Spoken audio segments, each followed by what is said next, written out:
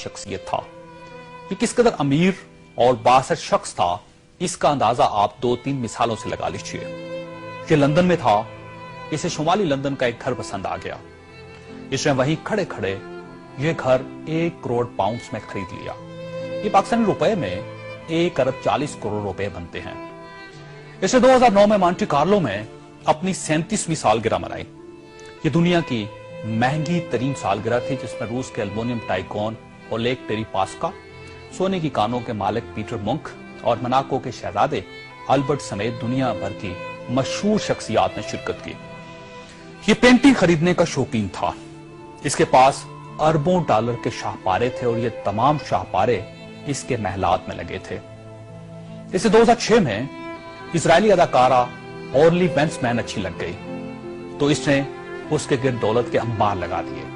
चुनांचे ये इसकी गर्लफ्रेंड बन गई और ये दुनिया की महंगी तरीन गर्लफ्रेंड थी। ब्रितानी वज़ीर आज़म टोनी ब्लेयर इसे अपना जाती दोस्त कहता था और इस पर 10 डाउनिंग स्ट्रीट के दरवाजे हर वक्त खुले रहते थे। ब्रितानवी शाही खानदान ने इसे कई बार बकिंगम पैलेस और विंडसर कासल में लंच और डिनर दिए थे। ये लंदन और पेरिस में प्ले बॉय की जिंदगी गुजारता था और इसे दुनिया जहान के कानून तोड़कर बहुत खुशी होती थी। इसने एक बार पेरिस की शांज़-एलीज़े पर 120 किलोमीटर की रफ्तार से गाड़ी चलाकर पूरी यूरोपीय दुनिया को हैरान कर दिया और पेरिस की सिटी हुकूमत कोशिश के बावजूद इसका चालान न कर सकी। ये लीबिया की इन्वेस्टमेंट अथॉरिटी का सरबराह भी था और यह अथॉरिटी दुनिया के किसी भी मुल्क में किसी भी वक्त $10 बिलियन तक की सरमायाकारी कर सकती थी और यह एक बहुत बड़ा इस्तेहकाक था। इस शख्स का नाम नाज़रीन सैफुल इस्लाम है और ये लीबिया के साबिक हुक्मरान कर्नल कज़ाफी का बेटा है। सैफुल इस्लाम कर्नल कज़ाफी का वारिस और वली अहद भी था और इसे दुनिया का इसके बारे में ख्याल था कि यह कर्नल कज़ाफी के बाद लीबिया का हुक्मरान होगा। यह इस कदर बासर था कि कर्नल कज़ाफी को न्यूक्लियर प्रोग्राम तरक करने पर भी इसी ने कायल किया था। इसने बल्गारिया के उस मेडिकल ग्रुप को छुड़वाने में भी बड़ी मदद की थी जिस पर बच्चों को एड्स के टीके लगाने का इल्जाम था। बल्लर नाइट क्लब और लाकरोबी धमाके के मुतासिरीन को मुआवजा भी इसी के हुक्म से जारी हुआ था।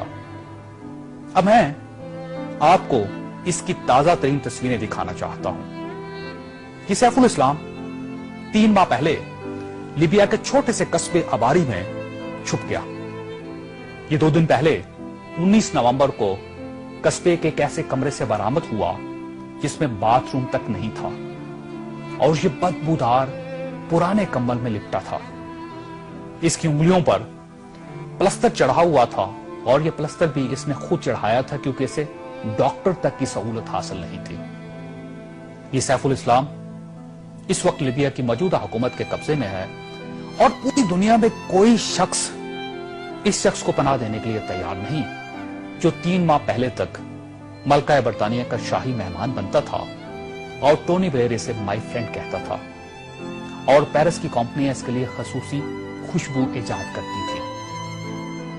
ये है सवाल और ये तस्वीर दुनिया के उन तमाम हुक्मरानों और इनके खानदानों के लिए इबरत का सबक है जो इक्तदार को सब कुछ समझ लेते हैं और जो इस ज़ौम में मुब्तला हो जाते हैं कि इनके इक्तदार का दरख्त हमेशा सब्ज रहेगा। ये तस्वीर दुनिया भर के हुक्मरानों से चीख चीख कर कह रही है कि जो हुक्मरान आवाम का एतमाद खो देते हैं उनका ये इंजाम होता है।